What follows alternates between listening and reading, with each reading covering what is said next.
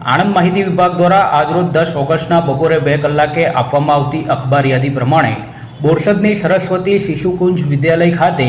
નાયબ મુખ્ય દંડક રમણભાઈ સોલંકીના અધ્યક્ષપદે 75મા વન મહોત્સવની જિલ્લા કક્ષાની ઉજવણી કરવામાં આવી હતી। પર્યાવરણના જતનમાં વૃક્ષારોપણનું મહત્વ સમજાવતા તેમણે પર્યાવરણને તંદુરસ્ત રાખવા માટે વૃક્ષારોપણના કાર્ય સાથે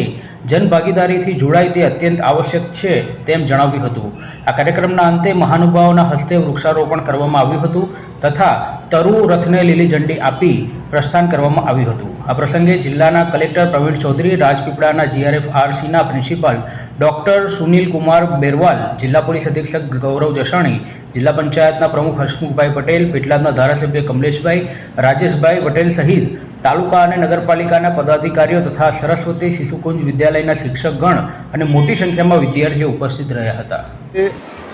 આણંદ જિલ્લાના 75મા વન મહોત્સવનો કાર્યક્રમ એ બોરસદ સરસ્વતી વિદ્યા સંકુલમાં રાખવામાં આવ્યો છે। વિશેષ કરીને ગુજરાત સરકાર દ્વારા જે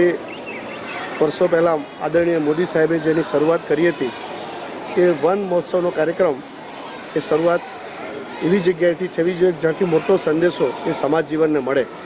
આજે અહીંયા આ જિલ્લા કક્ષાના કાર્યક્રમમાં આજે ખૂબ દરેક ગામે ગામથી ખૂબ મોટી સંખ્યામાં બધા ચૂંટાયેલા પ્રતિનિધિઓ અને સરપંચશ્રીઓ ઉપસ્થિત રહી આ કાર્યક્રમને આજે ખુલ્લો મૂક્યો છે। આણંદ જિલ્લો એ વર્ષોથી એ વૃક્ષો સાથે જોડાયેલો છે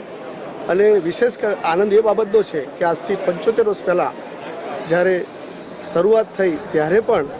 આણંદ જિલ્લાથી શરૂઆત થયેલી હતી અને આજે 75મા વર્ષે જ્યારે બોરસદમાં પણ હવે જ્યારે શરૂઆત કરીએ છીએ ત્યારે એનો પણ અમને ગર્વ છે અને આવનારા સમયની અંદર આ જે મોદી સાહેબનું જે વિશેષ અભિયાન છે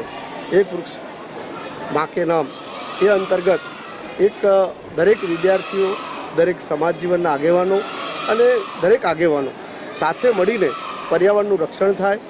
ગ્લોબલ વોર્મિંગને અટકાવવા માટેનો સૌથી જો શ્રેષ્ઠ ઉપાય હોય તો આ વૃક્ષોનું વાવેતર છે। તો વધારે પ્રમાણમાં વૃક્ષોનું વાવેતર થાય, પર્યાવરણનું રક્ષણ થાય, એના સંદેશા સાથેનો સમગ્ર કાર્યક્રમ આજે યોજાયો હતો।